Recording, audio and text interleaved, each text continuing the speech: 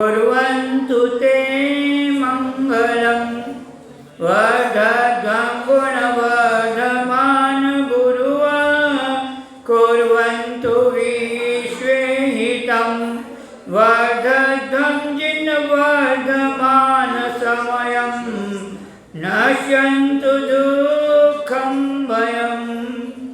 देवादिदेव 1000 श्री आदिनाथ भगवान की जय। देवादेव श्री पाशनाथ भगवान की जय। कमलवती श्री नेमिनाथ भगवान की जय। परम पूज्य प्रातः स्मरणी त्रिकाल वंदनी समन शिरोमणि योगेंद्र चूड़ामणि धर्म साम्राज्य नायक युग प्रवर्तक जिनवाणी संरक्षक तीर्थ उद्धारक संस्कृति संवर्धक गुरु नाम गुरु मुनि कुल पितामह जीवंत समय सार समाधि सम्राट धर्म चारित्र चक्रवर्ती प्रथमाचार्य शांति सागर जी महामुनि राज की जय। परम पूज्य वात्सल्य वायुजिंधर प्रभाव पंचम पट्टाधीश गुरुवर आचार्य वर्धमान सागर जी महामुनि राज की जय। 10 लक्षण महापर्व की जय। उत्तम अंकिंचन धर्म की जय। जी बोले परम पूज्य योगेंद्र मुनि श्री अपूर्व सागर जी महाराज की, परम पूज्य मुनि श्री अर्पित सागर जी महाराज की जय।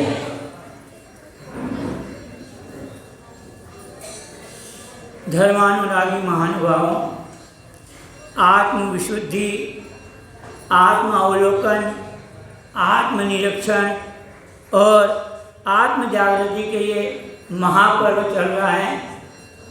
अब हमको विचार करना चाहिए कि इन विगत 8 दिनों में हमने कितनी आत्मविशुद्धि प्राप्त करी है। हमारी आत्मा का अवलोकन करना चाहिए कि हमने कितनी अपनी कसायों को मंद करने का प्रयास किया है और कितना हमने धर्म को श्रवण करके और उसको ग्रहण करने का पुरुषार्थ किया है। ये हमारे आत्म अवलोकन का दिन है और आज हमारी 10 दिवसीय पाठशाला का 9वां दिन है, उत्तम आंकिंचन धर्म। उत्कृष्ट रूप से जो 10 धर्म हैं वो आज पूजा की पंक्ति से अपनी बात को प्रारंभ करें। क्या है? उत्तम क्षमा माधव आर्जव भाव है, सत्य सोच संयम तप त्याग उपाय है, आंकिंचन ब्रह्मचर्य 10 धर्म 10 सार है, चौगति दुख ते कारि मुक्ति करतार है। तो अपने उपायों की और भाव की चर्चा किए। आज जो उत्कृष्ट है 10 धर्म का जो सार है, जो आंकिंचन्य और ब्रह्मचर्य, ये 10 धर्मों का सार है और यह चतुर्गति दुखों से निकालने के लिए और मोक्ष का सुख देने का यह कार्य करेगा। तो हमको अपने जीवन में इस आंकिंचन्य धर्म को अंगीकार करना चाहिए। तो इन 10 धर्मों की आराधना में आज पढ़ेंगे। परिग्रह 24 भेद त्याग करे मुनिराज जी, तृष्णा भाव उच्छेद घटती जान घटाइए। परिग्रह के 24 भेद हैं और उनका त्याग मुनिराज करते हैं और अपनी तृष्णा, आकांक्षा, इच्छा और आसक्ति भाव को नष्ट करते हुए ये आंकिंचन धर्म को धारण करते हैं और श्रावकों को भी अपने अनुसार धीरे धीरे अंतरंग और बाह्य दोनों प्रकार के परिग्रह का कम करना चाहिए। अंतरंग परिग्रह 14 प्रकार के हैं। मिथ्यात्व, क्रोध, मान, माया, लोभ, हास्य, रति, शोक, भय और जुगुप्सा। और बाह्य के 10 परिग्रह हैं। क्षेत्र, वास्तु, हिरण्य, स्वर्ण, धन, धान्य, दासी, दास, कुप्य, प्रमाणातिक्रम। ये 10 प्रकार के बाह्य परिग्रह हैं। ये 24 प्रकार के परिग्रह होते हैं।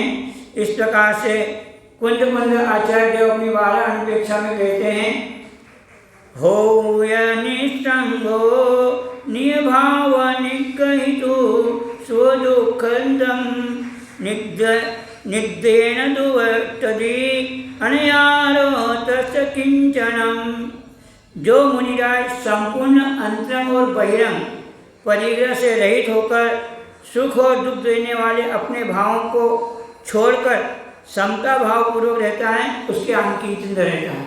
मुनिराज अंतरंग और बाह्य दोनों प्रकार के 24 प्रकार के परिग्रहों का त्याग करके और सुख और दुख दोनों भाव में समता भाव को धारण कर। सबसे बड़ी बात है कि होकर सुख में मग्न न फूले, दुख में कभी न घबरावे।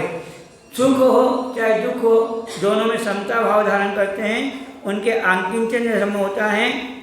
कार्तिकेय निपेक्षा में भी कार्तिकेय स्वामी कहते हैं कि जो लोक व्यवहार से विरक्त होकर के और चेतन और अचेतन परिग्रह को मन वचन काय से सर्वथा छोड़ देते हैं।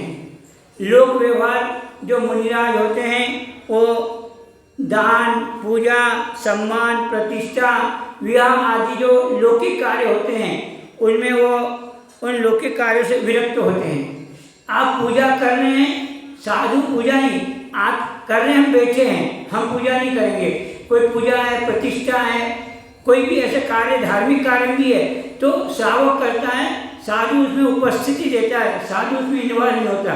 तो ऐसे लौकिक कार्यों को छोड़ करके और जो चेतन परिग्रह स्त्री, पुत्र, मित्र, माता पिता आदि उन चेतन परिग्रह और अचेतन परिग्रह सोना, चांदी, मकान, फैक्ट्री आदि जो है, खेत, मुक्ता माणी आदि अचेतन परिग्रह को छोड़ करके और मुनि अवस्था में, ये तो गृहस्थ अवस्था के अंतरंग और बाह्य परिग्रह हुए, किंतु गृहस्थ मुनि अवस्था में शिष्य आदि जो है वो चेतन परिग्रह है और अचेतन परिग्रह पीछी, कमंडल, शास्त्र आदि।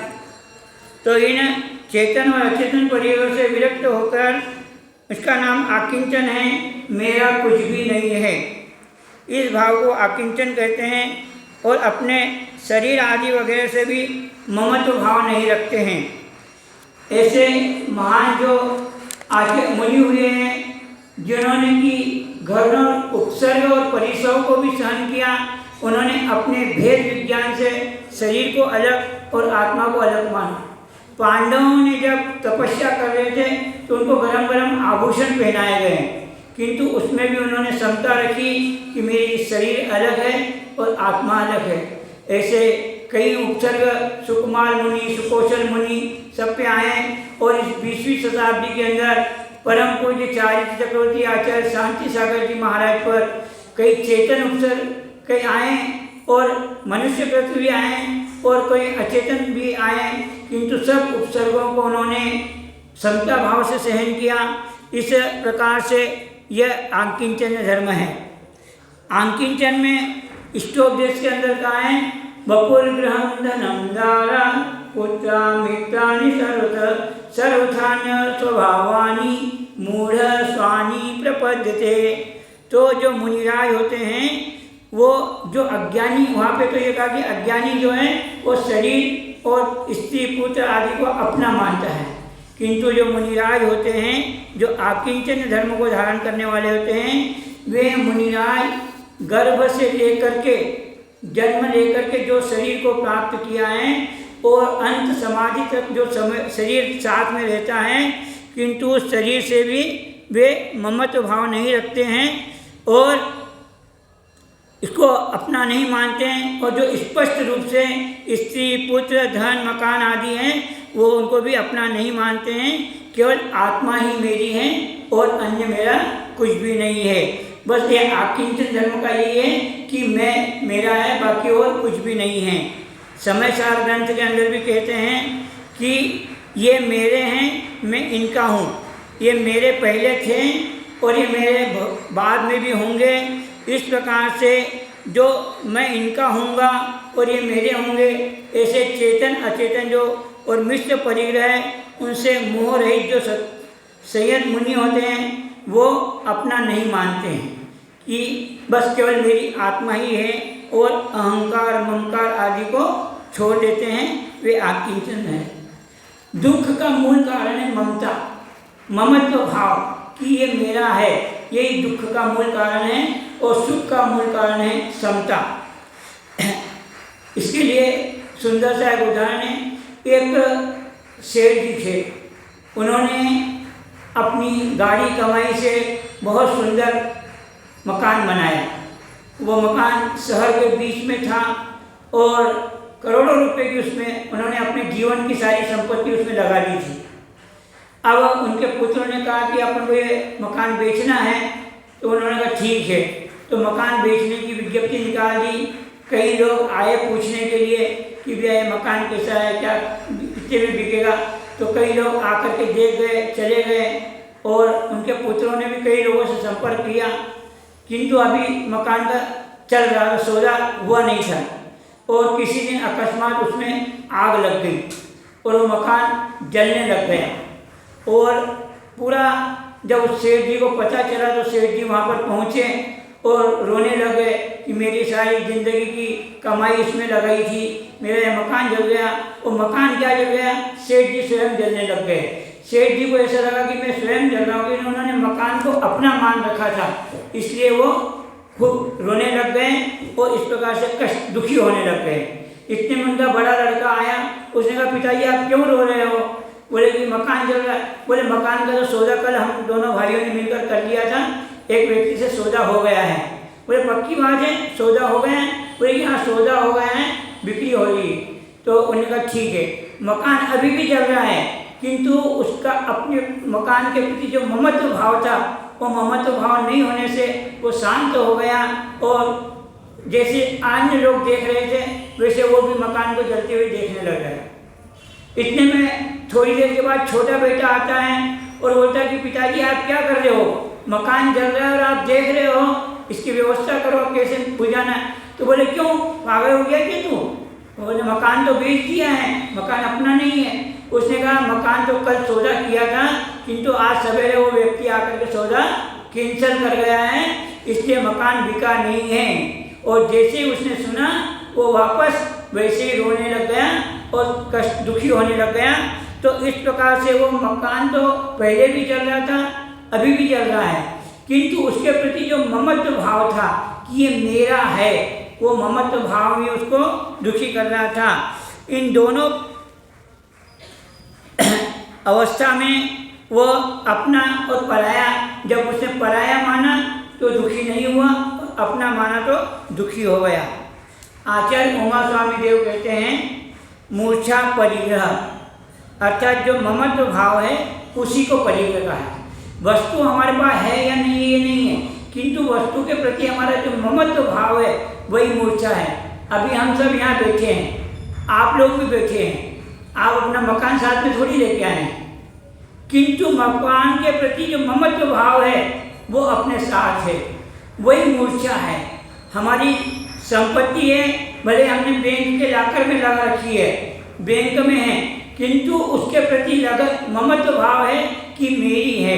अगर वहाँ कोई भी घटना घटती है तो लगता है कि हमारा नुकसान हो रहा है। तो इस प्रकार से व्यक्ति, एक गरीब व्यक्ति था, पुल के नीचे उसका मकान बना रखा था, मकान तो था नहीं, पुल के नीचे रहता था और भीख मांग करके अपना जीवन चलाता था। किंतु वो रोज प्रतिदिन स्वप्न देखता था, स्वप्न खुली आँख से कि ये सामने इतनी बड़ी 5 स्टार होटल है, मैं भी किसी दिन इसका मालिक बन जाऊंगा और मैं भी शादी करूंगा, बच्चे पैदा करूंगा और इस प्रकार से सुख और ऐश्वर्य के साथ रहूंगा। किंतु उसके बाद है कुछ नहीं, किंतु नहीं होते हुए भी उसका ममत्व भाव जो है वह उसका परिग्रह का कारण है। और जो तीर्थंकर होते हैं, समोसरण जैसी विभूति जिनके पास होती है, जो कि सर्वोच्च सभा होती है, उस सभा में भी 4 अंगुल ऊपर बैठते हैं और सारा परिग्रह होते भी उसके प्रति ममत्व भाव नहीं रहता है, तो वो अपरिग्रह ही रहते हैं, उनका मूर्छा भाव नहीं रहता है। यही इस प्रकार से ममकार और अहंकार की बात है। ममत्व भाव को ही परिग्रह कहा है। और यह परिग्रह बाह्य परिग्रह जैसा है, हिरण, स्वर्ण, धन, धान्य आदि। तो जो पशु पक्षी हैं, बालक हैं, जो गरीब व्यक्ति है, जिसके पास अल्प परिग्रह भी नहीं है, जो झुग्गी झोपड़ियों में रहता है, जिसका मकान भी नहीं है, और अगर हम बाह्य परिग्रह कोई अगर परिग्रह मान लेंगे तो उन लोगों के पास परिग्रह नहीं है, पशु पक्षी है, गरीब व्यक्ति है, तो वो सब अपरिग्रह ही कहलाएंगे क्या? तो आचार्य कहते हैं कि नहीं, इस प्रकार से उनका अपरिग्रह नहीं होगा, क्योंकि उनका अभी क्षयोपशम नहीं है, उनका लोभांतरय कर्म का जब क्षयोपशम, उनका लोभांतरय कर्म का उदय से उनके पास पदार्थ नहीं है, किंतु जब उनका क्षयोपशम कम होगा तो उनको अगर पदार्थ प्राप्त हो जाएंगे तो उसको ग्रहण कर लेंगे, उसके प्रति ममत्व भाव रखेंगे। इसलिए चाह जो है वो चाह ही है, वो सुख शांति का जो दुख का कारण है। इस प्रकार से आत्मानुशासन ग्रंथ में गुणभद्र आचार्य बहुत सुंदर बात कहते हैं, आशागत प्रणिपाति यस्मिन् विश्वमनोपमं कश्यं की यदायानि बताओ विशेषिता।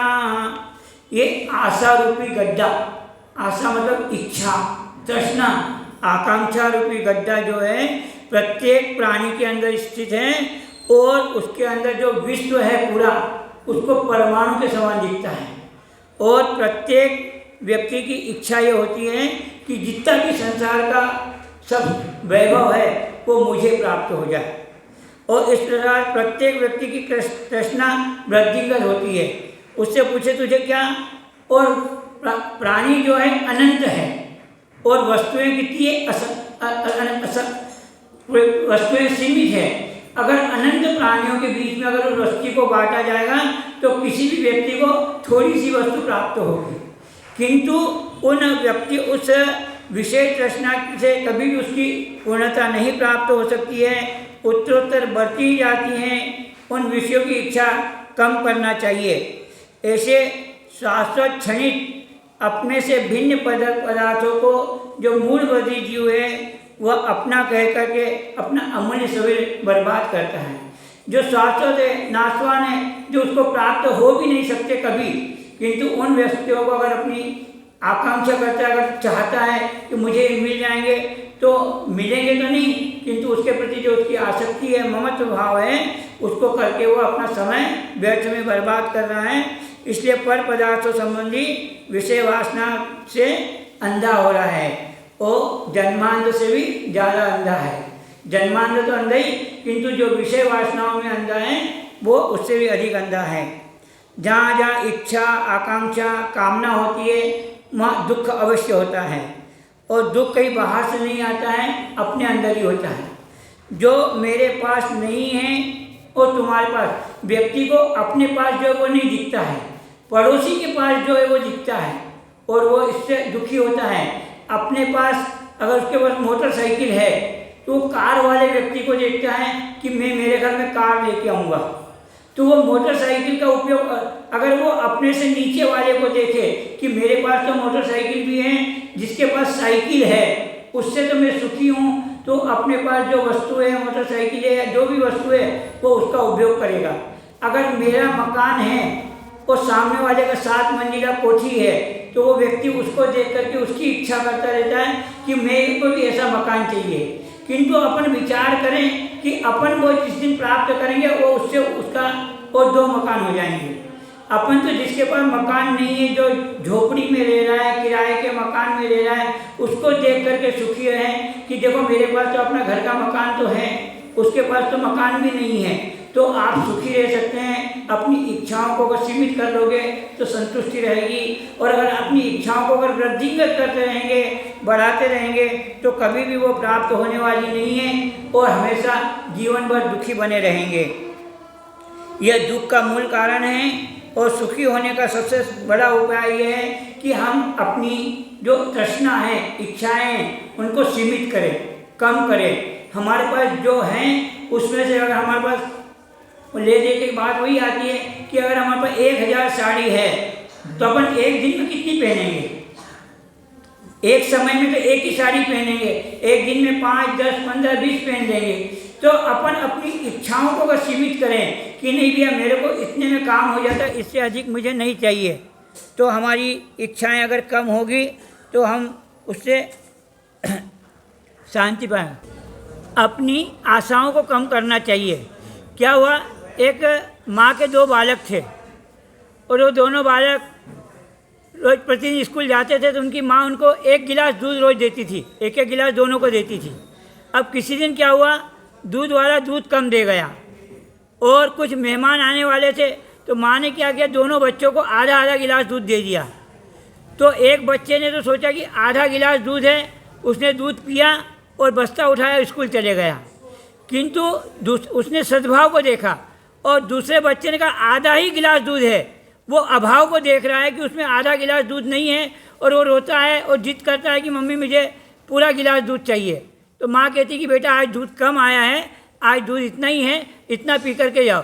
तो वो रोता है और जिद्दी करता है। माँ बोली, उसको 2 थापड़ मारे, रोया, उसके बाद में कोने में जा कर के बैठ गया। उसको बिच्छू ने काटा, न उसको वो जिद करी तो वो गिलास का दूध भी धुल गया, तो न उसको दूध पीने को मिला, 2 झापड़ भी मारे और स्कूल जाने को भी नहीं मिला। तो व्यक्ति क्या करता है, अभाव को देखता है कि मेरे पास नहीं है और उसी में दुखी होता है। सद्भाव को जो मेरे पास है उसको नहीं देखता। उसने सद्भाव को देखा कि आधा गिलास दूध है और वो पी करके चले गया, तो स्कूल चले गया और उसको मार भी नहीं पड़ी।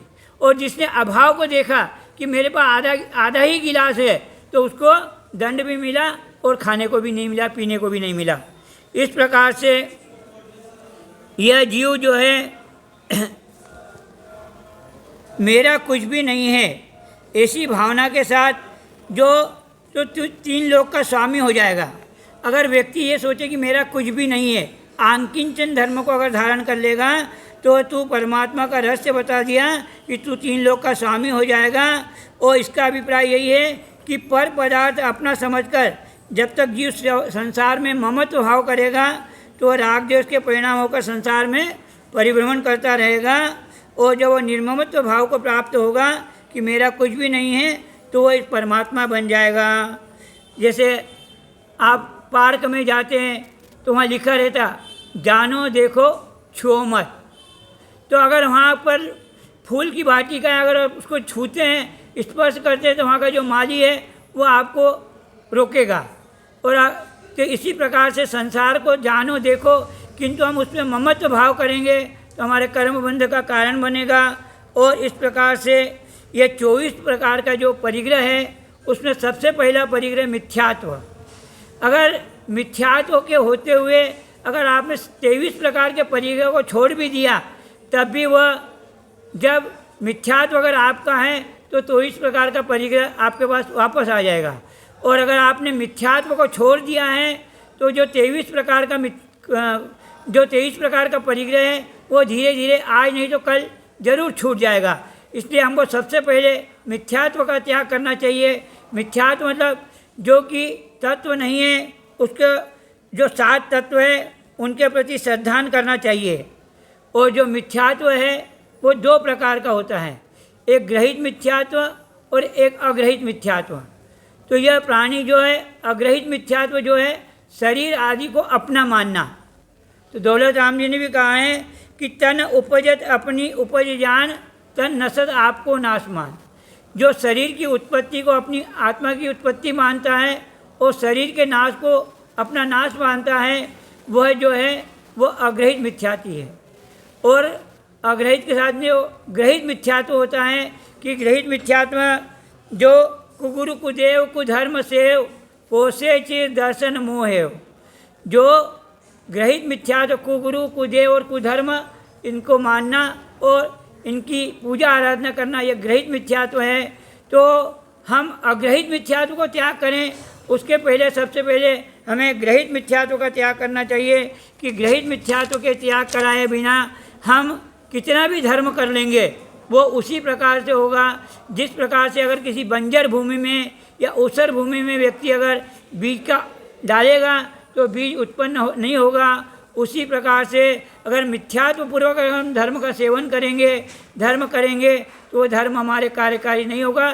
तो हमको सबसे पहले मिथ्यात्व का त्याग करना चाहिए। और आंकिंचन धर्म की भावना आत्मा को देह से भिन्न मानकर करो। अर्थात ये आत्मा जो है मेरी, ये ज्ञानमय है, उपमा रहित है, वर्ण रहित है, सुख से परिपूर्ण है, उत्कृष्ट है और अचिंत्य है।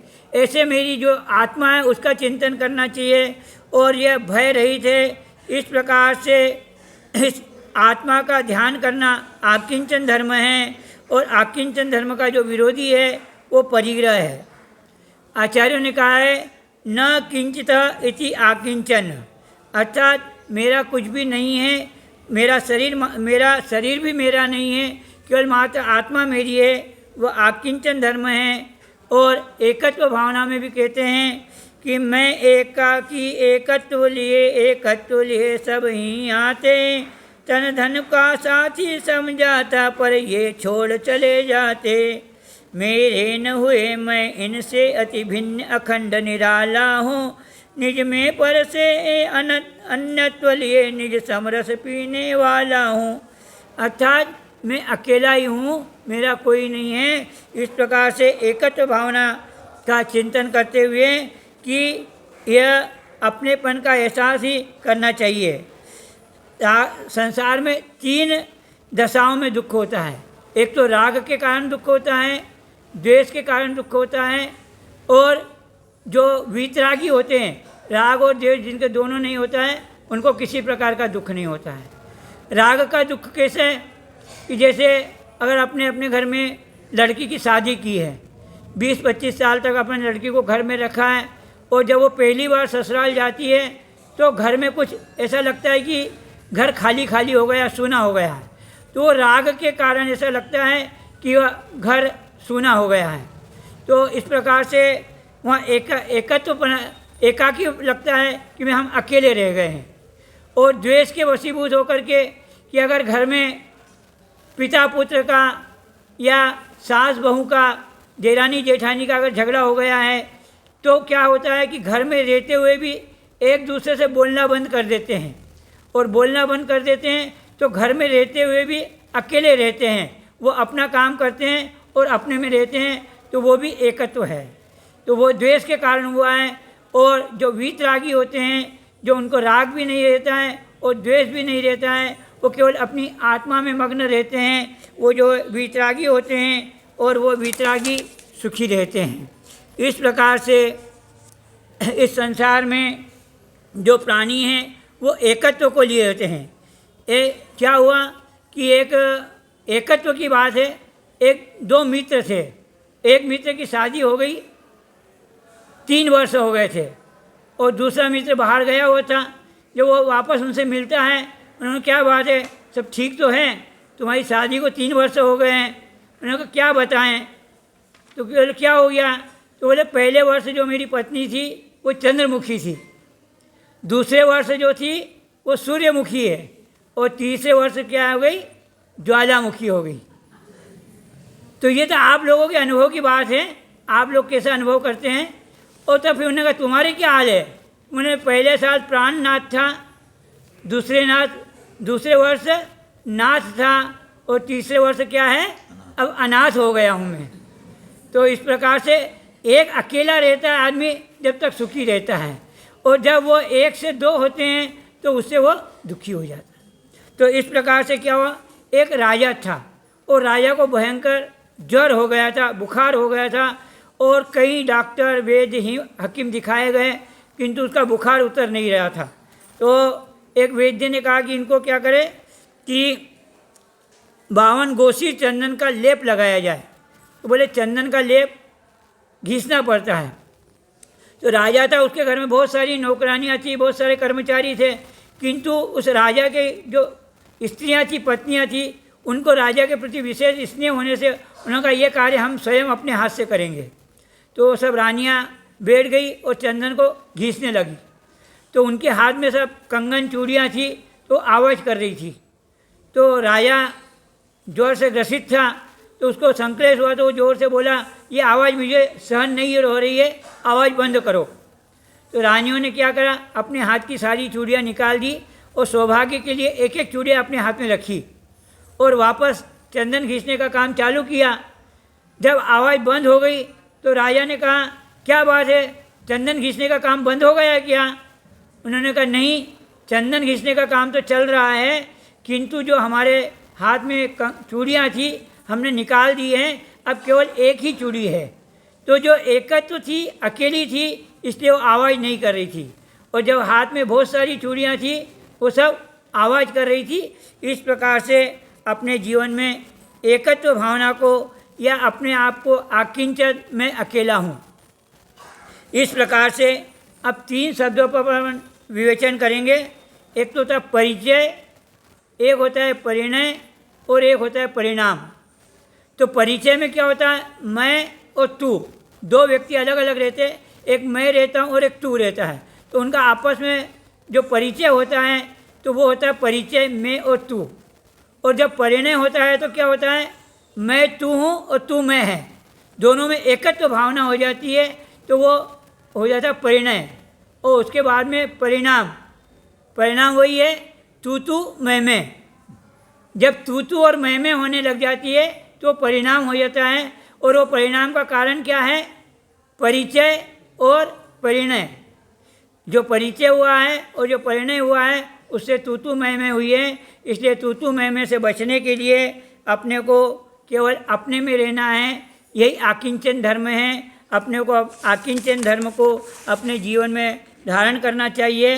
किसी ने कहा भी है, मैं हूँ कौन, कहाँ से आया, किस दर पे है जाना, इस दुनिया में क्या है मेरा, किसे साथ ले जाना, क्या खोया क्या पाया अब तक, क्या है मुझको पाना, कैसा हूँ मम रूप सलोना, कब शिवपुर को जाना। तो ये 10 धर्मों का जो सार है वो आकिंचन धर्म है। हमको इन 10 दिनों में जो हमने पूजा आराधना की है और जितना भी धर्म को सुना है, हमने एक दिन पहले भी कहा था, सुनना महत्वपूर्ण नहीं है, किंतु सुन करके अपने जीवन में कुछ भी अगर ग्रहण करेंगे तो अपने लिए कार्यकारी होगा और हम उन सारे तपस्वियों को खूब मंगल आशीर्वाद देंगे। हमको बड़ी प्रसन्नता हो रही है कि ऐसे छोटे छोटे बच्चे 7वीं 8वीं 9वीं पढ़ने वाले बच्चे भी चेला करने का या अनंत व्रत करने का मन बना लेते हैं। वो छोटे बच्चे 7वीं के बच्चे भी आए, अनंत व्रत कर रहे हैं, बोले 3 एकासन करके उपवास करेंगे। और अभी चेले वाले भी बच्चे आए हैं, बहुत अच्छा लग रहा है। ये तपस्या आपके मंगलकारी हो, आपके लिए शुभ हो, और इस तपस्या का फल यही हो कि अपन अपने जीवन में सदाचार रहें। अपने जीवन को ये तपस्या करने के बाद में आगे भी अपन कम से कम अपने जीवन में ये संकल्प ले लें कि हम हमारे जीवन में व्यसन नहीं करेंगे। जो व्यसन है वो व्यसनों का त्याग करें, तो भविष्य में भी कैसी भी परिस्थिति बनेगी, हम मद्य मांस मधु का सेवन नहीं करेंगे, परिस्थिति का सेवन नहीं करेंगे, वेश्यागमन का सेवन नहीं करेंगे। तो ये हमारा जो छोटा सा धर्म भी हमने किया है, उपवास किया है, जो कार्यकारी होगी। और नहीं तो अपन ने तपस्या तो कर ली है और बाद में अगर अपन वैष्णव में और अपन गलत संगति में पड़ जाएंगे तो वह उसी प्रकार हो जाएगा कि बंजर भूमि में डाला हुआ बीज उत्पन्न नहीं होता है। तो अपन धर्म करें और धर्म के साथ साथ अपने जीवन में जो कार्य अपन नहीं करते हैं उनका संकल्प ले लें कि हम हमारे जीवन में अब ये नहीं करेंगे, तो कम से कम वही अपने लिए कार्यकारी होगा। इन्हीं मंगल भावना के साथ बोलिए परम पूज्य गुरुवर आचार्य श्री वर्धमान सागर जी महामुनि महाराज की।